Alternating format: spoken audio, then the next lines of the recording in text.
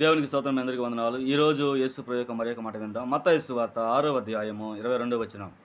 దేహమునకు దీపము కన్నే గనక నీ కన్ను తేటగా ఉండిన యెడల నీ దేహమంతయు వెలుగుమయమై ఉండును. నీ కన్ను చెడిందైతే నీ దేహమంతయు చీకటిమయమై ఉండును. నీలోనున్న వెలుగు చీకటై ఉండిన యెడల ఆ చీకటి ఎంతో గొప్పది. ఎవడునూ ఇద్దరు యజమానులకు దాసుడిగా ఉండనేరడు. అతడు ఒకనిని ద్వేషించి ఒకరిని ప్రేమించును, లేదా ఒకని పక్షంగా నుండి ఒకరిని తృణీకరించును. మీరు దేవునికిని సిరికిని దాసులుగా ఉండనేరరు. హల్లెలూయా. యేసు ప్రభువు చెప్తున్న మాట ఏటయ్యా అంటే, చూడండి, మీ దేహమునకు దీపము నీ కన్నే గనుక నీ కన్ను తేటగా ఉంటే నీ దేహం అంతా కూడా తేటగా ఉంటుందని యేసు ప్రభువారు చెప్తా ఉన్నారు. కనుక మన కన్ను తేటగా ఉంచుకోవాలని ప్రభువారు చెప్తున్నారు.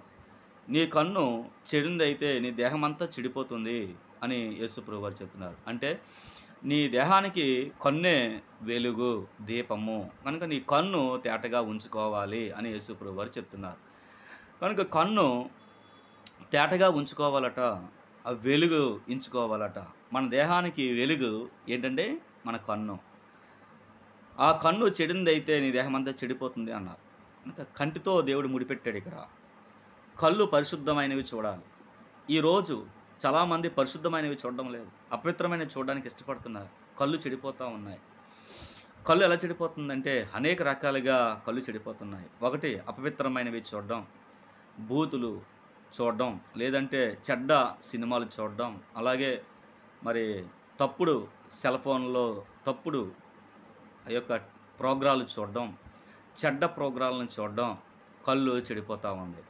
రెండవది, కంట్లో అహంకారం కనిపించడం కళ్ళు చెడిపోతూ ఉంది. అహంకారపు చూపు అంటారు, గర్వంతో కూడిన చూపు అంటారు, ఈగోతో కూడిన చూపు అంటారు, అందరినీ చిన్న చూపు చూసే చూపు అంటారు.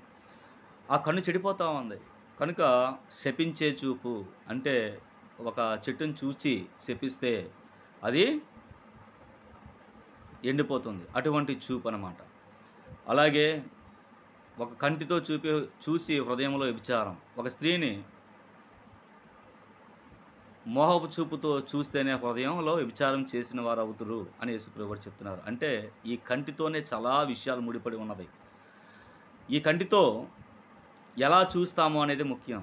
ఈ కన్ను చెడిపోతా ఉంది. ప్రతి ఒక్కరికి కూడా కన్నులు చెడగొట్టుకుంటున్నారు. అంటే కన్నులు ఉన్న గుడ్డివాళ్ళుగా మారిపోతున్నారు. వాళ్ళ కళ్ళు చెడిపోయి ఉంది కనుక వాళ్ళ దేహం అంతా కూడా పాడైపోతూ ఉంది, చెడిపోతూ ఉంది. అందుకనే దేవుడు చెప్తా ఉన్నమాట, నీ కన్ను తేటగా ఉంటే నీ దేహం అంతా తేటగా ఉంటుంది, నీ కన్ను చెడింది అయిపోతే నీ దేహం అంతా చెడిపోతుంది అని ప్రభువారు క్లియర్గా చెప్తున్నారు. అందుకనే నీలో ఉన్న వెలుగు చీకటే ఉండినట్లా ఆ చీకటి ఎంతో గొప్పది అంటా ఉన్నారు. కనుక వెలుగనే చీకటి నీలో ఉంది.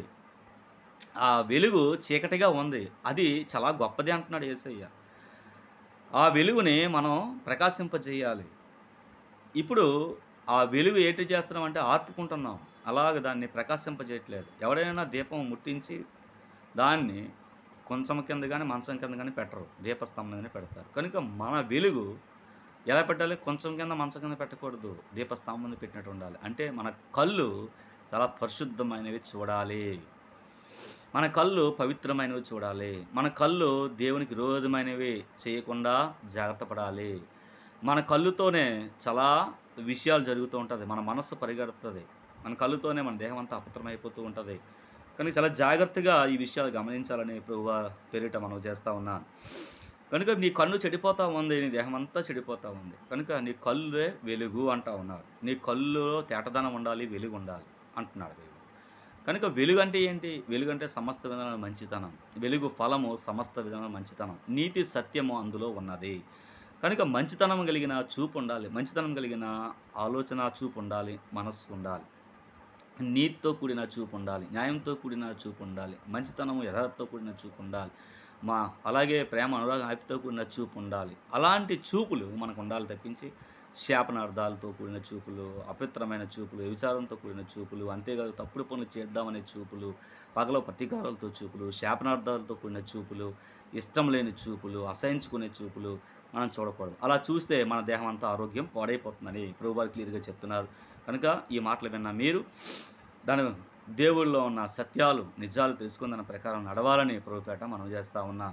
కనుక ఈ మాటలు విన్న ప్రతి ఒక్కరిని ప్రార్థన చేస్తాను, జ్ఞాపకం చేసుకోండి. దయగల దేవ కృపగల తండ్రి యేసు ప్రభువా, ఇదిగో నాయన మరి నీ దేహానికి దీపం నీ కన్నే కనుక దాన్ని తేటగా ఉంచుకోమన్నావు ప్రభా. అటువంటి తేటగా ఉంచుకునే భాగ్యం నాకు మాకు సంఘాన్ని కలుగుచేయండి.